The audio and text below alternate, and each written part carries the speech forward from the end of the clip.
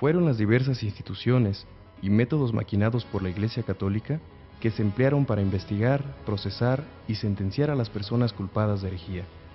Estas personas eran aquellas quienes sostenían ideas opuestas a los dogmas, las verdades indiscutibles para la Iglesia que se oponían a la razón.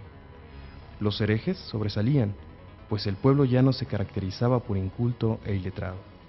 Sumido en la ignorancia y oprimido de muchas maneras, la sociedad participó como verdugo en las sangrientas persecuciones, pues la Iglesia afirmaba que el hereje amenazaba la salvación eterna de sus almas y propiciaba la ira divina. Cualquier persona sospechosa de herejía debía ser invariablemente perseguida.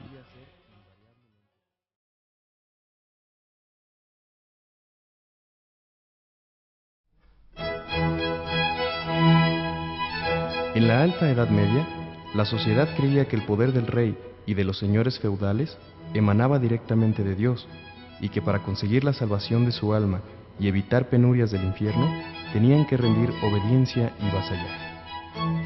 En este periodo surgieron diversos pensadores e intelectuales en Europa. Estos predicadores dieron origen a nuevas ideas que denunciaban la podredumbre clerical y la oposición a los dogmas instaurados y controlados por la Iglesia, ocasionando a esta pérdida de fieles y poniendo en riesgo su futuro. Así la Iglesia aterrorizó al pueblo, y éste se vio arrastrado por el fervor religioso. El clero sembró el terror para combatir lo que llamaba herejía y dar santidad a la sangre de la Inquisición.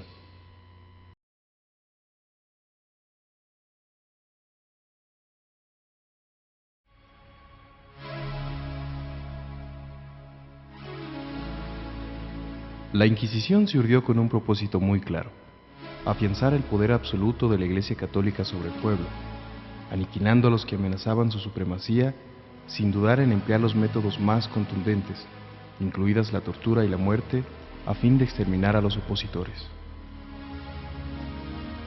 Así se valieron de las más crueles ejecuciones para defender sus intereses en nombre de Cristo, crueldades que ha querido mantener en secreto.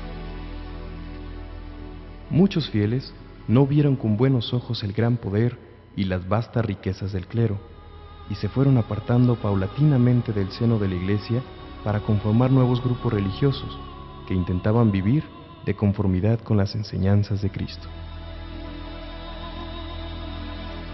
El papado no estaba dispuesto a perder el control sobre el pueblo que tan buenas ganancias le redituaba.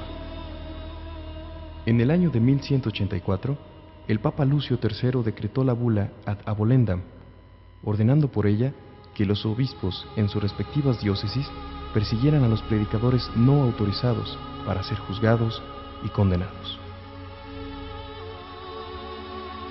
Esta ordenanza fue llamada la Carta Magna de la institución inquisitorial y se convirtió en el embrión del futuro Tribunal del Santo Oficio. Las víctimas de condena eran castigadas principalmente con el destierro y la confiscación de sus bienes. Esta primera forma de inquisición, impuesta por Lucio III, en la que aún no se instituían tribunales, se conoce con el nombre de Inquisición Episcopal. Posteriormente, el Papa Inocencio III envió delegados a distintas zonas para que actuaran como inquisidores y ayudaran a los obispos a perseguir víctimas. Entre estos ejecutores se encontraba Domingo de Guzmán, quien fundó la Orden de los Dominicos, la principal encargada de llevar adelante los procesos inquisitoriales. Un movimiento religioso-cultural especialmente temido por la Iglesia Católica era el de los cátaros o albigenses, quienes con su ejemplo predicaban una forma de vida más acorde al cristianismo que aquella que seguía el clero.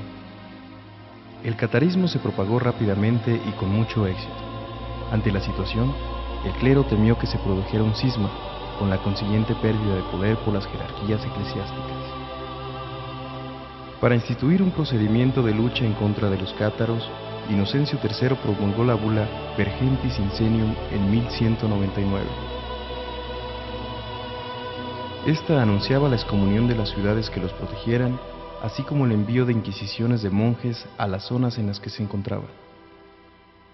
Ante el poco éxito de los monjes combatiendo a los cátaros, Inocencio III decidió que la única manera de eliminarlos por completo era hacer uso de la fuerza y así proclamó una cruzada. Los que participaran en la guerra recibirían indulgencia plenaria, se les perdonarían sus deudas automáticamente y podrían quedarse con las tierras de sus víctimas.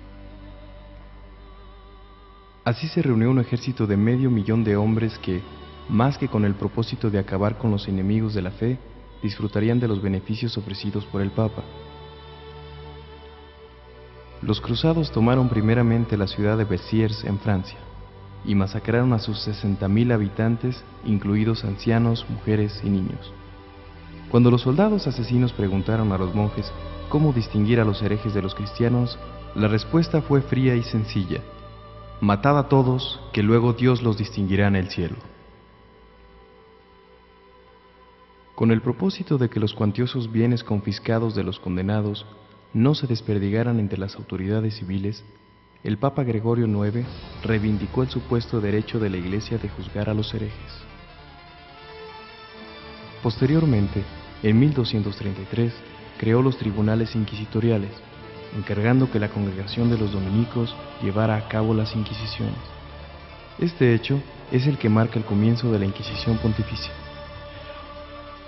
Como en los años anteriores, los procedimientos inquisitoriales se caracterizaban por la brutal represión y la confiscación arbitraria de bienes, dejando con muy pocas posibilidades a los condenados, ya fueran culpables o inocentes de las acusaciones en su contra. En la Inquisición Pontificia había una particularidad: los condenados, después de conocer su sentencia, podían apelar ante la Santa Sede, y a cambio de altísimas sumas de dinero, resultaba posible conseguir la absolución, lo que daba más muestras de la despiadada corrupción clerical.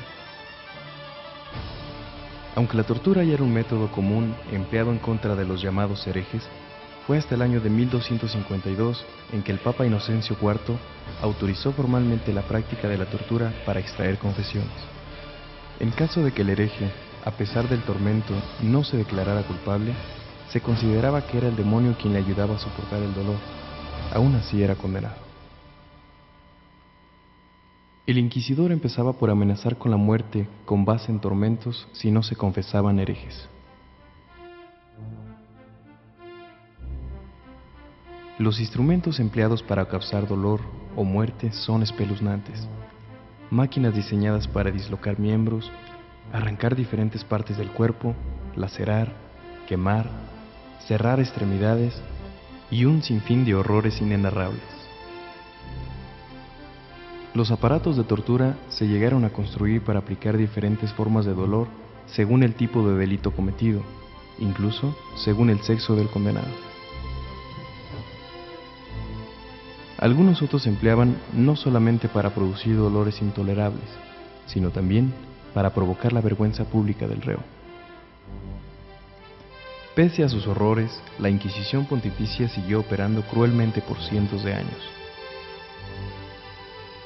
Ya en el siglo XVI, con el advenimiento y la rápida difusión del protestantismo en Alemania, Inglaterra, Suiza, Italia y los países nórdicos de Europa, el Papa Paulo III creó en 1542 un nuevo órgano inquisitorial llamado Congregación del Santo Oficio. Este existe hasta nuestros días con el nombre de Congregación para la Doctrina de la Fe. El Santo Oficio en sus inicios se ocupó principalmente de defender la autoridad papal y poner freno a las ideas de la Reforma protestante. Esta institución confeccionó una lista de libros que atentaban contra el romanismo y publicó el primer índice de los libros prohibidos en 1559. El Santo Oficio fue quien juzgó y condenó a Galileo Galilei en 1633.